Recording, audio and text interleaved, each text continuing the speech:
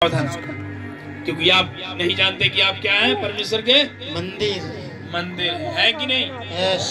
आपको जानना चाहिए कि मैं परमेश्वर का मंदिर हूँ और मेरा सब कुछ परमेश्वर का है, ना कि शैतान। हालेलुया। हालेलुया। और सोने चांदी के जो पात्र हैं उनको निकलवाना चाहते। पात्र मतलब जो चीजें होती हैं पूजा करने की, अलग अलग हमारे शरीर में कई चीजें हैं अलग अलग परमेश्वर कामों में इस्तेमाल करने के लिए।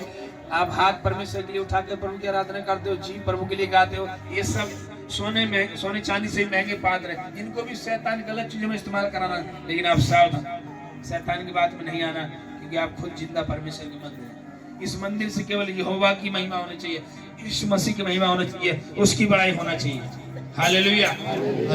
और परमेश्वर तब आपको आशीष से भरेगा और आपके जीवन में बड़ी बेदारी लाएगा। हालेलुया, हालेलुया, आमीन जी। उसका दानियल 3:12 पढ़ दीजिए। लास्ट वचन होगा, लास्ट वचन है 3:12।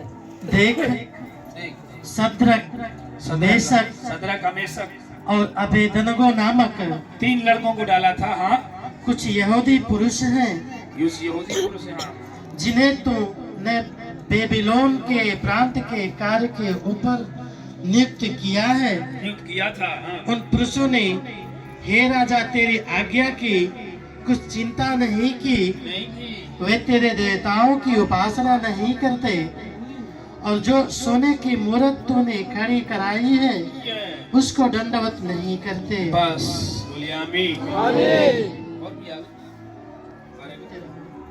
आमीन।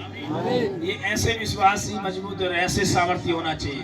कह रहा है राजा के बनाए हुए हाथ का न हम खाएंगे, न उसके कही जाने वाली सुरों को दंडवत करेंगे, न उसकी राजा की बनी हुई सोने की प्रतिमा पर दंडवत करेंगे, क्योंकि हम तो जिंदा परमेश्वर के सामने ही झुकते हैं, उसी की महिमा करते हैं। आमीन। और हर एक विश्वासी में ये परमेश्वर की आत्मा का सामर्थ्य होना चाहिए, ये विश्वास में मजबूत होना चाहिए। आमीन, हालेलुया। कि आप दुनिया में क्या हो रहा है, क्या कर रहे हैं। वहाँ दुनिया में लाखों लोग थे जो दंडवत के लिए, 3 लड़के वहाँ खड़े रहे। आमीन। हम लोग 3 नहीं है, 100 है, 50 है।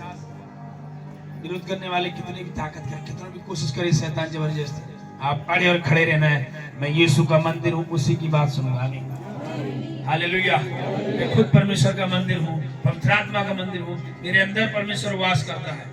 ये टीन या फट्टे या बांस में नहीं, परमेश्वर मेरे अंदर है। आमीन। इसको सुरक्षा देना है, इसको संभाल के रखना है। हालेलुया। परमेश्वर की हर एक चीज आपके जीवन में वो मिलेगी जो परमेश्वर आपको दे देगा। हालेलुया, आमीन। तब नबूकदनेस्सर ने रोष और जलजलाहट में आकर आज्ञा दी कि सद्रक मेशक और अबेदनगो को लाओ। तो वे पुरुष राजा के सामने हाजिर किए गए। हाँ। नबूकदनेस्सर ने उनसे पूछा हे सद्रक मेशक और अबेदनगो, हाँ, तुम लोग जो मेरे देवताओं की उपासना नहीं करते और मेरी खड़ी कराई हुई सोने की मूर्त को दंडवत नहीं करते जी, तो क्या तुम जानबूझकर ऐसा करते हो? उसने कहा जानबूझकर करते हो क्या? दुनिया कर रही है, तुम क्यों नहीं कर रहे? यदि तुम अभी तैयार हो कि जब नरसिंह ना तो फिर आग में जाने के लिए तैयार हो जाओ। इधर जाते इधर जाने तो आग में जाओ। उन्होंने बोला हम परमेश्वर के मंदिर हैं। आमीन। हम परमेश्वर हमारे अंदर वास करता है, हम कहीं और आपको अपने आप नहीं झुकेंगे, हम तो परमेश्वर के सामने झुकते हैं। आगे उसको पढ़ दी। यदि तुम अभी तैयार हो कि हाँ, जब नरसिंह बांसुरी वीणा सारंगी सितार सहनाई, हाँ, और आदि सब प्रकार के बाजों का शब्द सुनो और उसी क्षण गिरकर मेरी बनवाई हुई मूर्त को दंडवत करो। आजा का जब सेट करा दिया राजा ने, अरे ये बन गया, वो बन गया, वो बन गई, मेरी प्रतिमा बन गई, अरे इसको लाओ, सब लोग पूरा ढंडोरा पिटवा दो, सब कुछ कर दिया तो बचोगे। और यदि तुम दंडवत न करो तो इसी घड़ी धधकते हुए भट्टे के बीच में डाले जाओगे।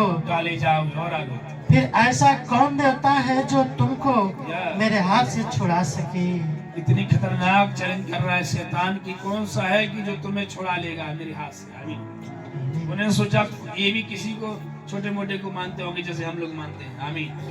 उनको मालूम नहीं कि जिंदा परमेश्वर को मान रहा है और उसकी आराधना कर रहा है, उसके ही वचन पर चल रहा है, उसकी आज्ञा पर चल रहा है। आमीन। शैतान कोशिश करे लाख आपको चुनौती देने की, डरना नहीं। आमीन।